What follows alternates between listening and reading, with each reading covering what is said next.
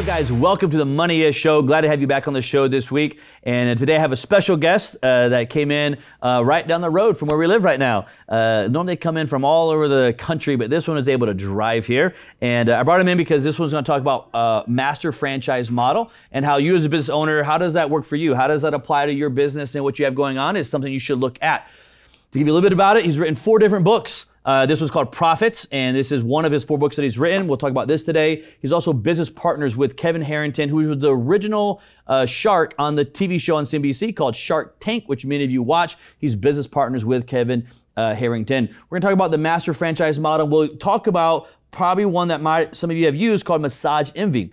I know I've had a contract with Massage Envy where I was going there to get my massages. He was one of the master franchisers that kind of introduced the master franchise model to them to help them grow and scale the Massage Envy model. We're going to talk to him about franchises today. On that note, Dan, I appreciate you driving all the way in from 5 miles down the road. That was awesome. It was a great drive. Yeah, beautiful. Actually, it is a beautiful drive. It's a beautiful drive. Every day we appreciate the mountains. It's amazing. Around us. Yeah. Like coming from Georgia, of course, and every day I wake up, and now living in Utah, I wake up every day, I'm like, holy cow. Yeah. They're huge. They're huge. They're right there. And it is an absolutely beautiful state. And but let's talk about your background, man. You've been an entrepreneur for quite a few years in the entrepreneurial life. Yeah. How long have you been an entrepreneur? Since I was about 8 or 9 years old, growing up in a little town down by Las Vegas, Okay. I found myself going around in the hills and finding little snakes and lizards and frogs and goldfish and whatever. And I had a pet store. I didn't have a lemonade stand. I had a little pet store. Little pet store. So I'd go catch those and put those in our backyard and sell those. Right on. So you started at a young age. Yeah. Let me ask you this question on entrepreneurship. I love asking this question to people.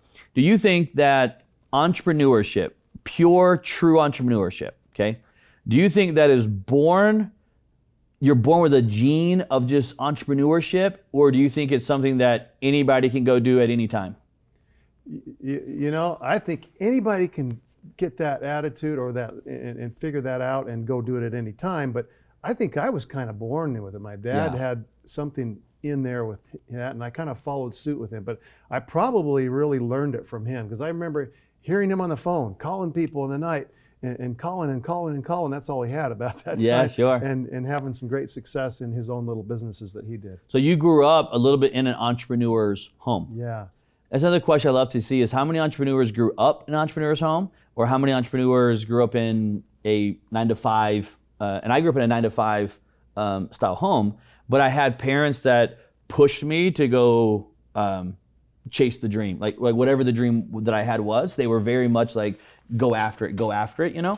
But it's amazing how many people I've interviewed that their parents were entrepreneurs and then they were entrepreneurs. It just like follows in the suit of it, basically. You know, that was it. My dad was a principal of a school, and so he'd come home and do his businesses on the side. So I kind of learned that.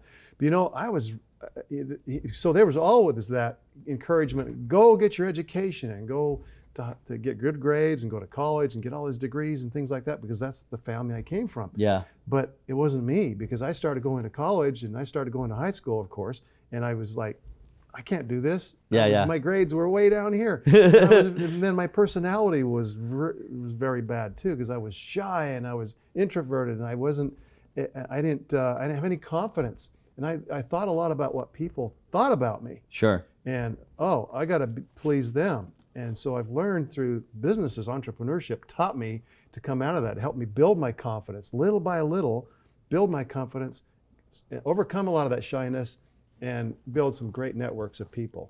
Let's talk about that for a second, because it's funny because people assume just naturally that I'm an extrovert and I'm always talking because I'm always interviewing people, but in reality, I like to be quiet. I like the quiet time, if you will. Yes. And sometimes I was just at a networking event and I have to, especially when I don't know people in the room, I'm not a person who just walks up and just starts talking and talking and talking. I have to like think through and not force myself to go do it, but kind of walk through what it is to go do this, right? Mm-hmm. How did you kind of overcome, and not overcome, because I don't know if you ever overcome being an introvert. It's not a bad thing, but how did you kind of deal with being an entrepreneur / also being an introvert? You know, that's a really good question, because I think I had kind of a lower self-esteem at that time, growing up in high school. But then I found that athletics helped me. Interesting. All of a sudden, athletics started to, as I really grew up to 6'4", athletics really started to be a part of my life. So all of a sudden, I was pretty good at basketball. And then my dad, I'm grateful for my dad. Yeah. Because I think he's the one that changed my life. He's my first mentor. Wow. And I remember in summer of 8th grade, he put me in this track meet. And I was in a 100-yard dash at that time, and a 220-yard dash. I didn't know what was going on. All of a sudden, the gun went off, and I ran down the track, 100-yard dash, and I maybe was 4th or 5th, and no big deal. And then I got in the 220, and the gun went off, and I started going around the corner, and I started putting it on, and I started feeling something inside of me, just pushing me, that hey, you're not as bad as you think you are. You're pretty awesome. Yeah. And I won the race. Wow. And so from then on, I started just going and winning races, and I built my confidence back. And then I was able to take that and plug that into my businesses and grow that. But I still had it came over a period of time, of course. I think it's an interesting point there, because growing up, I grew up in playing sports and so forth, and I talk a lot about that I'm against what's kind of what has happened a little bit in our culture of there is no winning and losing. There is no, we're not going to keep score in this baseball game, and and we have these kids that a lot of parents are and I understand it. Like I try to think through both sides, and they're trying to make sure their kids aren't insecure, and that they have this winning mentality or whatever it may be. But then I think through, I learned so much about life through athletics. Yes. And I learned a lot about losing in athletics. Like, you're not going to win every game. You're not going to win every race. Right. And in your examples you gave there, it gave you that burst of confidence, which it will do. And it also will teach you that you're probably not the greatest runner of all time. Right. Because if you were, you would probably have won all the Olympics by now and so forth. Although you actually are training, you just told me, for the senior Olympics, yeah, right? I'm old enough now to be with the older guys' game. Yeah, but you lost mats before, right, in races, and you learn so much through the losses. I think you learn more through losses than you do through wins. You learn a lot through failure. Sometimes people are afraid to fail, and don't be afraid to fail. Yeah. The more times you fail, the more chances you have for success. Sure. But the other thing that I like is following mentors, because the mentors, if they've already failed, I can learn from them, and I don't have to make those same mistakes. Correct. So you follow along with those key individuals in your life that have already proven themselves.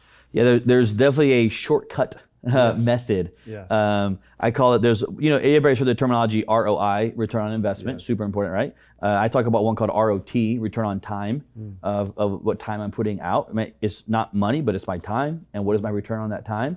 And the other one I always talk about is ROE, return on experience. And meaning I can get a very high return by watching and learning, copying and or not copying someone else's experiences, which is what you're talking about with a mentor type mentality, right? Like, it's 100% you should have mentors in your life. I don't care what anybody tells you. If anybody says you shouldn't, I'm telling you they are 100% wrong. I don't believe in a self-made entrepreneur. And a lot of entrepreneurs that I interview and associate with or in my groups, they came from nothing and have built into multi-million-dollar companies and organizations. But I don't believe in self-made, meaning I'm not saying that's not a high portion of the ingredient, but I think other people did help you. Other people did allow you to learn from their mistakes. Other mentors did get involved and show you different. Even if it wasn't a mentor, it was a father, right? Mine was a father, right? And that father leaned and guided you and gave you direction.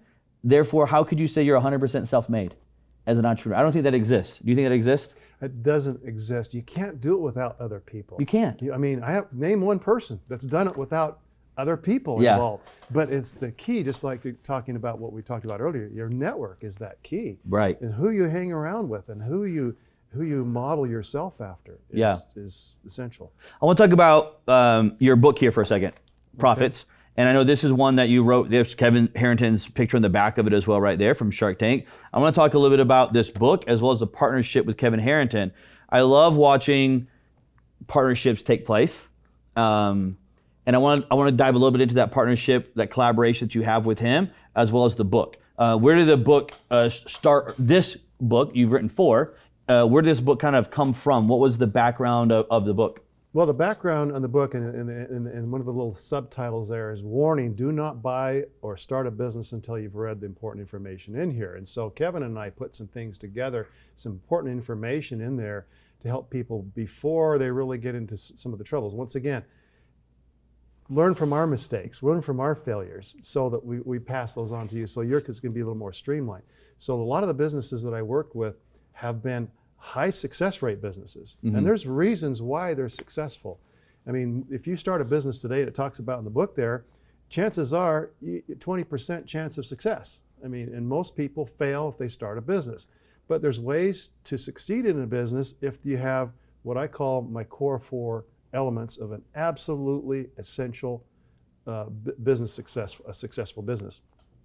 So we talk about that in there, but we talk about using proven systems and patterns that are already established, like a franchise. All wealth is a result of a system. You follow a system, you have an outcome. Mm-hmm. And you have to get good at systematizing whatever it is you do. And there's ways to jumpstart that and get involved with something like a franchise or sometimes even an affiliate type business that already has paved the way for you to succeed. Mm-hmm. So we talk a lot about that in there and how that works. And we talk about there's 7 different ways to get into franchising. You don't have to go out and buy a franchise right now. I mean, sometimes people, that's the way, for some people, that's the best way to do it because mm-hmm. they have the funds to do it. Other people may not have the funds to do it. There's ways to work your way into that. So it's just a model for success using successful patterns of success that have already been established. Yeah, it actually goes back to a little bit what we talked about right there with return on experience. Return on experience, I love that. I don't think I've created anything that was, looking back, people ask me in interviews, well, how did you do this or how did you do this? And a lot of it, I can't take credit for it. I actually just followed someone else's model. Exactly. That I was like, oh, well, this worked and it fits what I'm doing. I'm not saying you choose any model or any person, but I got very specific on what I was looking for. And I was like, okay, well, here's how that person or that company did this. Let me pave this right here. And I would tell you that company most likely did not create it either. It was from someone before them, right? Which is part of what's great about the franchise model, which I'm gonna get to in a second. I wanna talk about Kevin Harrington though, and your partners with him. Oh, yeah. With your Master Franchise company that you run there. But in business, I always talk about it's about connections, collaborations, and your cause. Mm-hmm. Those are the 3 elements that I find to be so important in business, right? Connections, who's in that network, who are you talking to, who are you surrounding yourself by, and then it's collaborations. What collaborated deals or ideas or concepts are you working with those connections? And then thirdly is, what is that cause? What's more important than money? What's really driving this engine here, right? I want to talk about the collaborations with Kevin Harrington because that's a great one. I love seeing collaboration like that. How did that come about? How did you do the deal? Well, that's interesting. I lived in Arizona for 25 years before I moved up here to Utah. And so when I was in Arizona, before Kevin went on to Shark Tank, I was working with him on another franchise project. And so we worked together a little bit that way. And then we kind of lost track, and he went on Shark Tank and did some great things.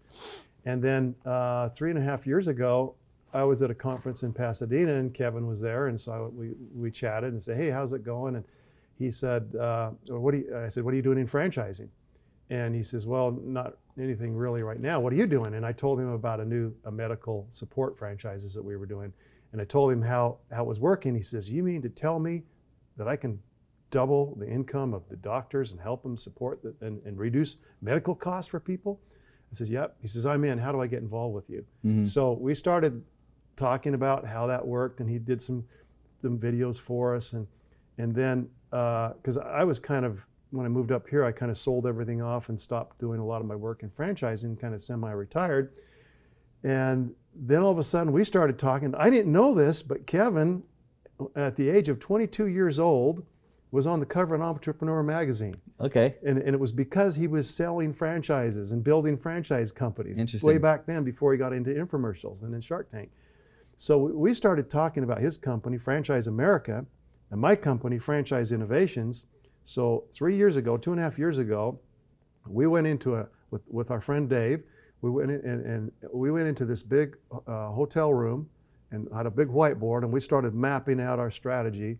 And we combined his company, Franchise Innovations, my company, Franchise America, Franchise Innovations together. It created Franchise Innovations. So it's franchiseinnovations.com, and you can see Kevin on there and what we do and some of the brands and how we develop it and how we take something from scratch to building it into a $1 billion company, potentially. Sure, yeah. Obviously, not everyone's gonna hit it out of the park. Not every company is a winner. That goes back to athletics, and sometimes you win and sometimes you lose on it. But I love this idea of franchise model. I've never franchised before. I just, as an entrepreneur, CEO, I have a ton of questions for you about the model of franchise, because it's very intriguing, to me. Let me just ask, maybe from the viewer standpoint, a couple questions that I have, that maybe they have as a person who hasn't franchised, but maybe looking at it, right? One of the first things I just kind of think about is, if I'm sitting there as a viewer, maybe, is my business even a franchisable business? Like, what kind of qualifies, from your experience, of where does an entrepreneur look at and say, should I franchise this, or this is not, I should just stay right here? How does that, is there any advice you could give to the entrepreneur right there? Yeah, absolutely. First of all, you got to have a vision as an entrepreneur that, hey, maybe this is possible to get out to the rest of the world. Mm-hmm. And so there's three main things we look for. Number one, what's different about it? For example, just an ordinary pizza place. They're all over the place. What's going to be different about yours? Okay. I have a son, for example. It's rated the #1 pizza in the Phoenix area. And your son, but he doesn't want a franchise. Your son owns it. Yeah, he owns it. Okay, I'm going to try it when I go there. #1. Yeah, I'll tell you about it. I'm a foodie, so that's great. Yeah, it's awesome. It's as good as anything you'll get down in Rome. Awesome, love it. But anyway, he doesn't want a franchise. He just wants to keep it quiet and just do his thing. Uh-huh. So you got to have that vision. You got to have that desire to really do it. And I applaud my son for doing knowing that. The direction. Knowing the direction. Right? But so you got to want to do that on a bigger scale. But it's got to be different. His is different. It's the best that's out there. And he has different procedures and programs there. So it's different than all the other pizza places. So that differentiation is number one. Number two is it's got to be replicable.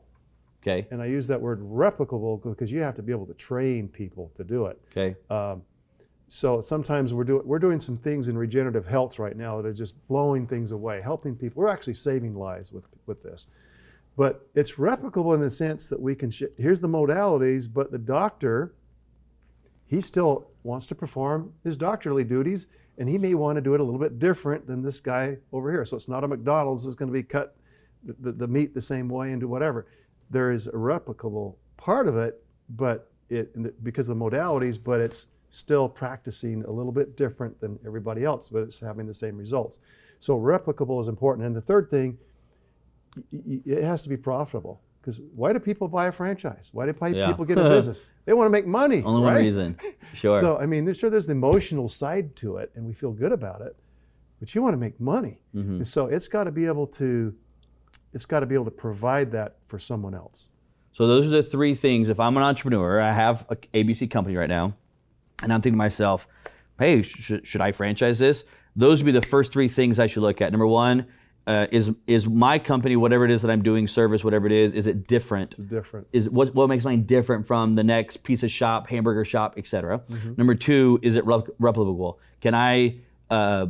Can someone copy what I'm currently doing, or is there something that it's only because of me that this can happen? Mm-hmm. And then number three is it profitable? Does this actually and not just profitable in the sense of, and this is where a lot of entrepreneurs struggle at. I struggled at the beginning, where it's like, our goal is to make this company, but then take all these tax deductions and write-offs where we have zero taxes owed.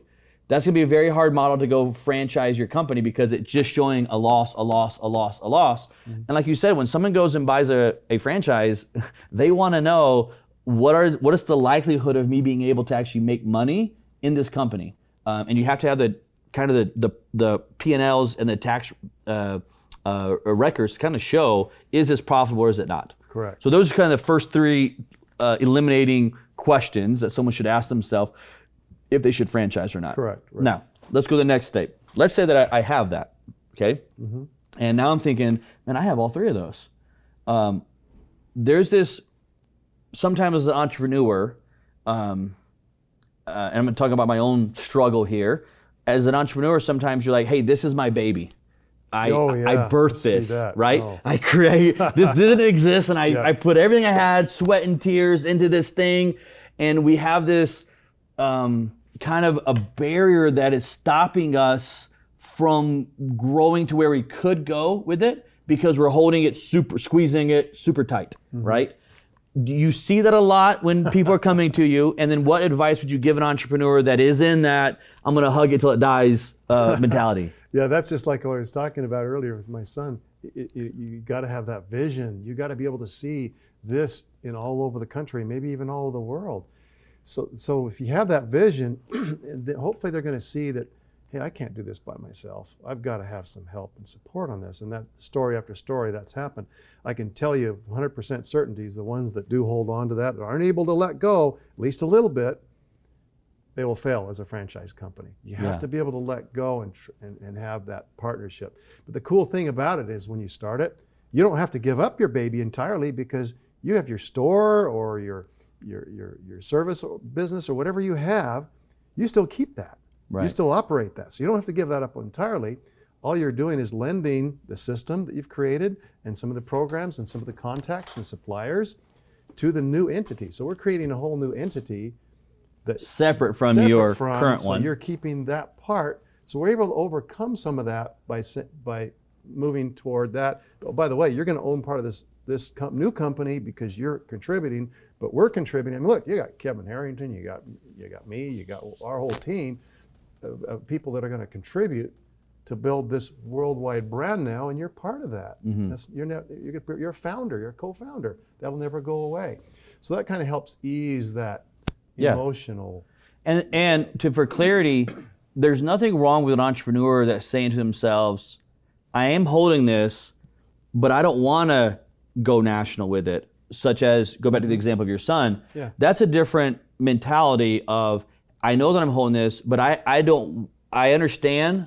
I mean, your son's a great example because he could easily go to his father who has great expertise and experience of taking he worked with me. National level. So he understands it, but he has made the conscious decision to say, I understand it, but I don't want that. I want this one shop that I can love and support, and I love visually seeing the expressions on people's face when they try the pizza. That's one model that is 100% okay. You don't have to have an entrepreneur that says, I got to go take this nationally. However, what I'm talking about right now with you is that entrepreneur that does want to take it nationally, they do want to expand it, but they're holding on to it so tight that they can't let it go. Which brings me to my next question, which is, okay, I have this thing that we could go do, let's say, as an entrepreneur, but I sit here and I watch and read books on, I just recently read a book with Truett McCaffrey and Chick-fil-A. Right, and I love Chick-fil-A in general. I eat it probably 4 times a week, but I read the book, and here's a man in a company that took it, and they didn't really franchise it per se. They're more corporate kind of owned, highly ran corporate stores inside of it. And he's built it to this incredible company. And you see that, and then I read Ray Kroc and McDonald's model, right? And but he kind of franchised those out himself. And then there's kind of what your expertise is in, where it's like, hey, partner with me, if you will, and you will take my baby, if you will, and you will then partner with me and help franchise that, master franchise that out. And so you see kind of these like 3 different models here as I look at it as an entrepreneur, right? The model of a Ray Kroc that he went and franchised his own stores and built his own franchise kind of model. And then there's the Truett McCaffrey of like, I'm going to own all those stores and kind of control them all. I'll have managers, but owners, but they're really just the glorified manager to a certain degree. And there's the model that you have, which is partner with me and I'll be the expert to help you franchise it out. Are any of those, in your experience of 2+ decades, a wrong model that you just say, this is wrong? No, it just depends. You know what? And what I encourage people to do, especially the ones that maybe a little having a hard time building up, and say, you know what? No, I want to keep my baby and I want to open up some of my own corporate stores. Starbucks is another good example of that. Howard Schultz. Yeah, Howard Schultz. So that's great. You can do that. But here's the option of franchising. If we franchise it, then we have the ability to bring in other entrepreneurs and other high-end individuals who've had experience to help you grow yours even bigger. So what I usually say is, may the best strategy win. So we start the franchise process sometimes with people like that. They continue to open up their own stores, and usually what happens is the franchise program takes off much quicker. Sure. But it only adds more revenue because it's all about building the brand. Right. Building our own personal brand or building the brand of the company. As we build those brands, it only helps everybody grow and solidify that business even faster. So may the best strategy win. In fact, franchising happens to be the most successful marketing strategy. It's not an industry, like some people think. Interesting. It's a marketing strategy to build companies, to move goods and services from the company to the people. And it happens to be the most successful marketing strategy ever created. It's $2.3 trillion in sales that goes through franchising. Let's talk about that. You are referring to a franchise model as a marketing strategy, which just as an entrepreneur, I've never heard that illustration example. I thought of a franchise model as a model that I could expand my brand, my company across the nation, the world possibly. I never thought of it as a marketing strategy. And you're saying technically franchise model, if you will, master franchise, is more of a marketing strategy. What is it? What do you mean by that?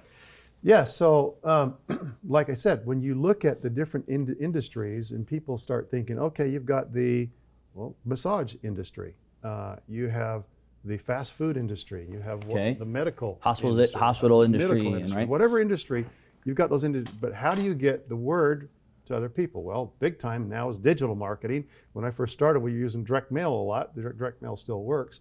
So, but you're using all these different tactics within those strategies to get the word out. So franchising is kind of just an overall strategy, but there's I guess there's a science to it, but it's more of an art too. You have to learn it and understand it, because once you understand it, then you can employ all those different strategies of marketing, digital and whatever, to build a brand name. But the most important thing here is, and you and I have had this conversation about the network being so important to your success. What happens now in franchising is you've replicated yourself, and let's say you have 10 master franchisees out there, high-level individuals that are bringing their experience to your franchise, and they've each brought 10 franchisees in the door too. Now you've got 100 franchisees out there. You're going to learn a lot faster and have the expertise sitting there rather than trying to do it yourself. So just talking about a mastermind group, it's an incredible mastermind group. Yeah, and it's funny as you talk about that, I was sitting there thinking about just the show right here and all the shows that I've done and how much I have learned from other entrepreneurs that I would have never thought of their concept, idea, value, whatever it is that they were kind of talking about. And I have learned so much from other entrepreneurs just by sitting in the chair here and talking to me about what their expertise is.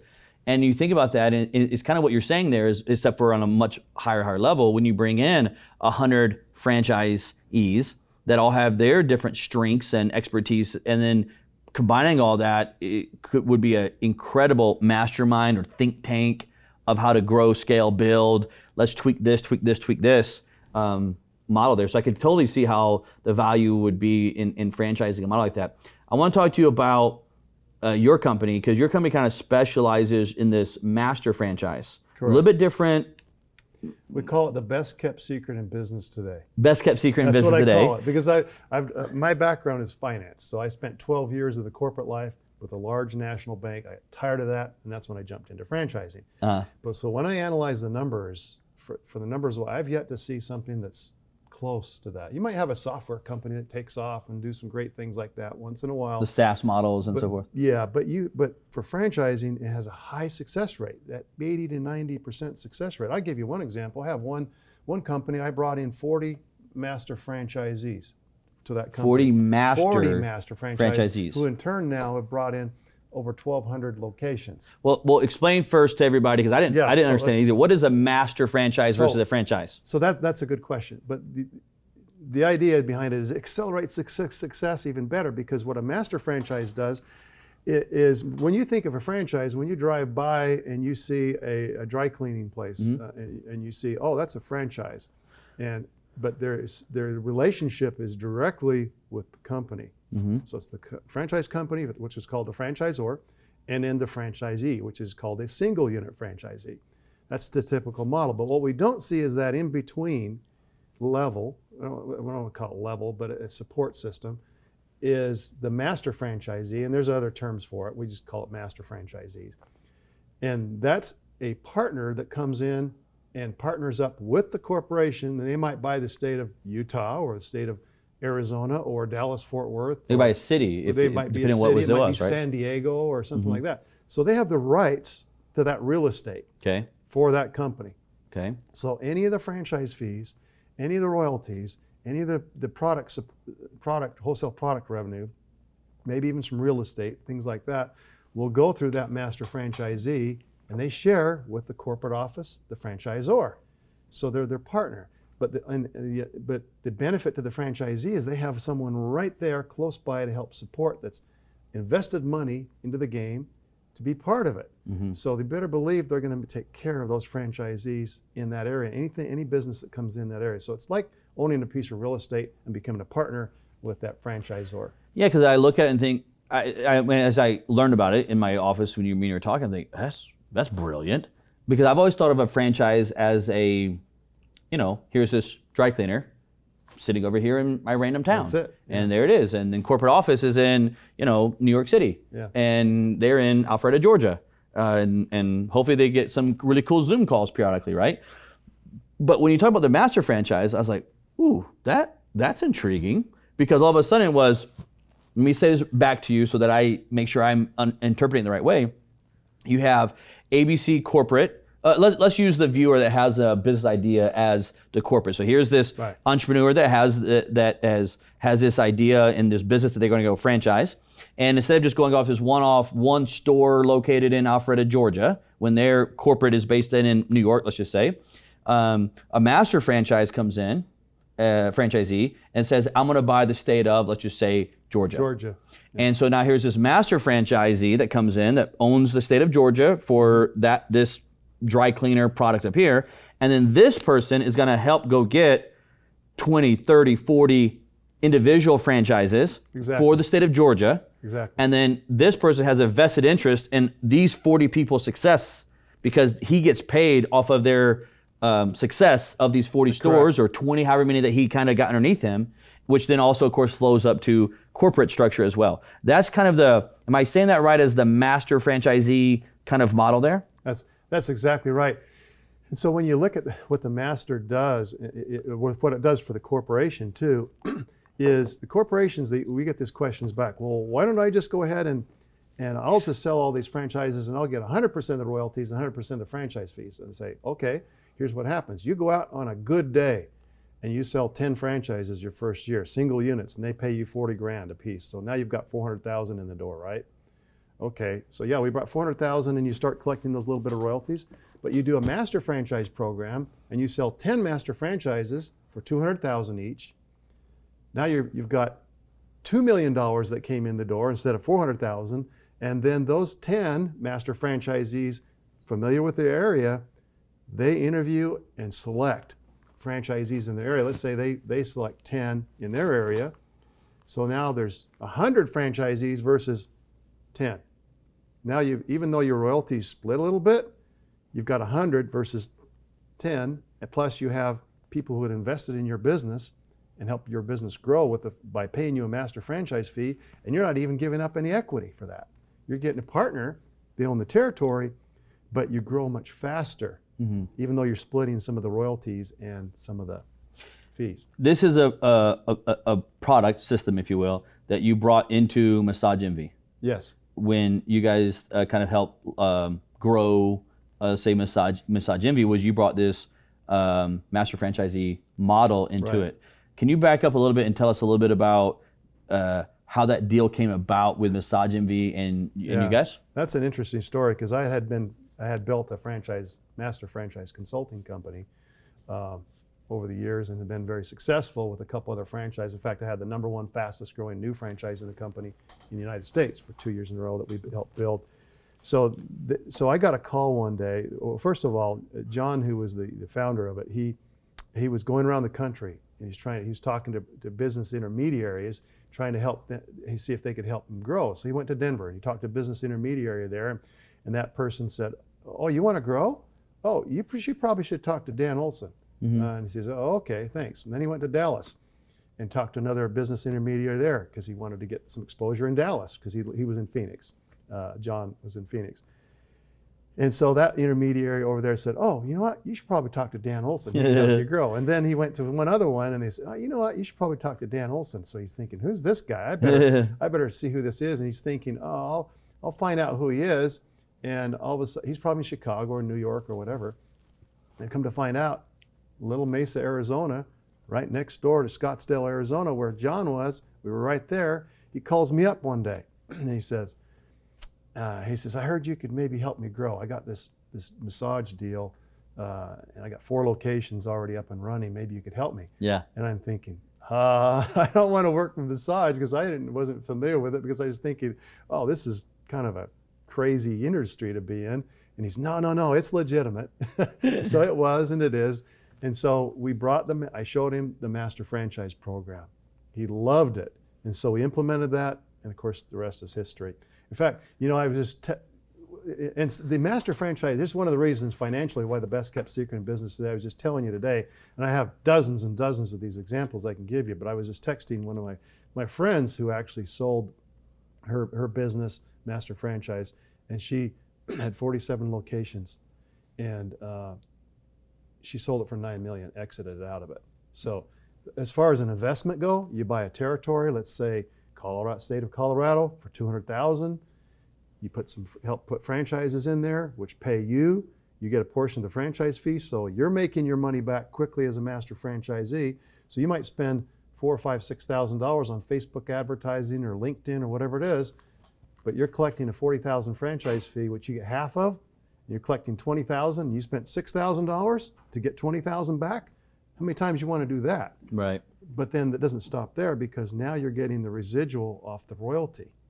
And so if you invest $200,000 and you sell it for $2 million down the road, or $3 million or $4 million, which I've seen done many, many times, the return on investment is incredible. The ROI. And in the ROE, like you talk about, is easier because you already have the system already in place. Yeah, it's a kind of a hybrid of where, as a master franchisee, you don't have to come up with the idea or birth the concept of whatever this is, which is a lot of times is extremely difficult to birth this thing and like create it and get it going and have the vision. A master franchisees didn't have to go do that. No.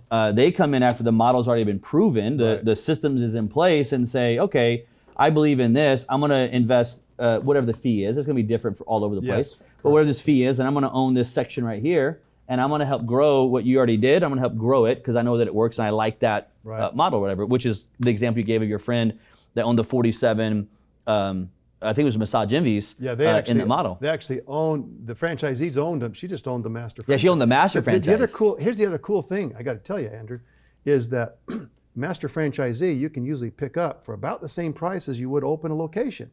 Yeah. So why not own the territory?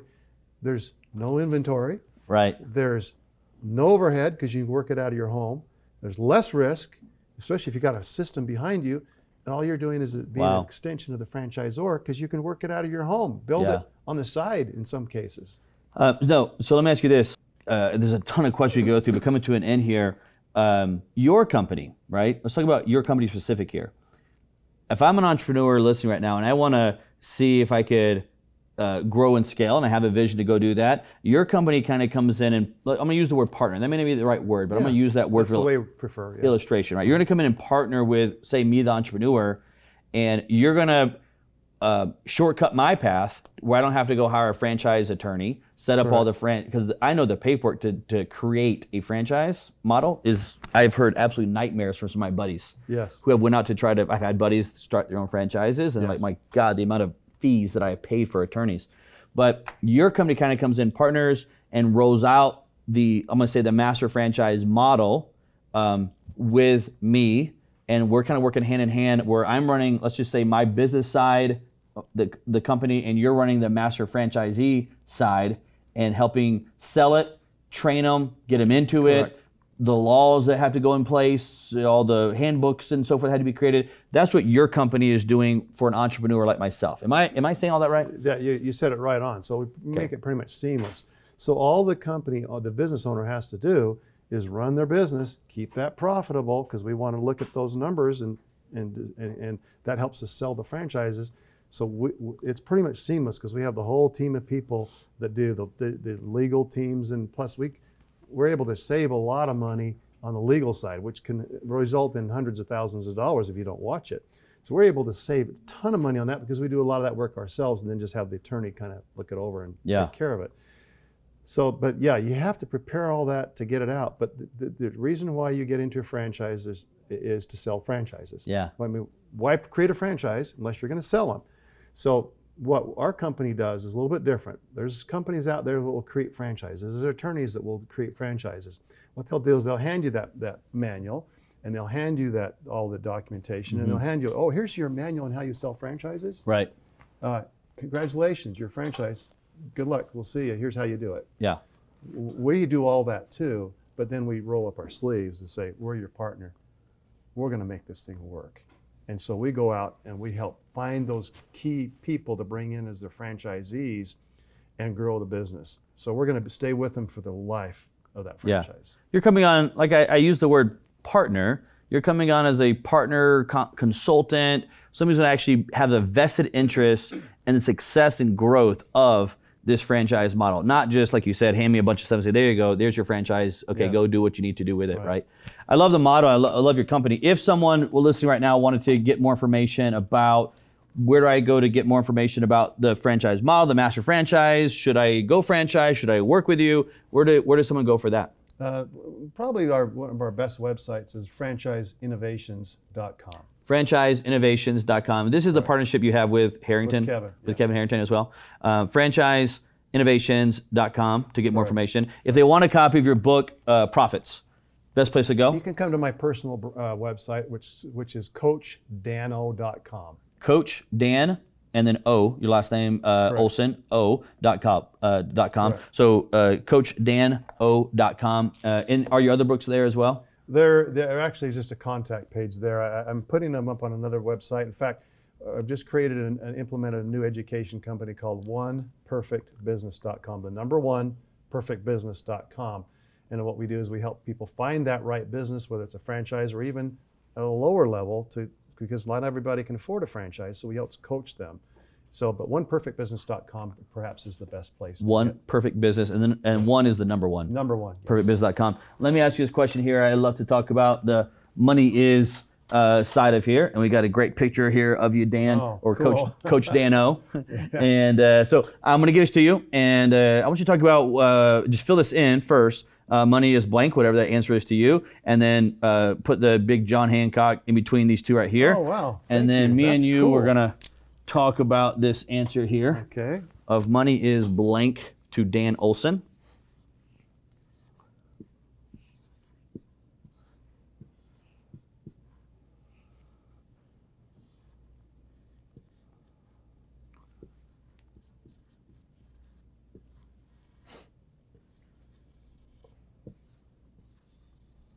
Wow, thank you. You got it? That's awesome. Here we go.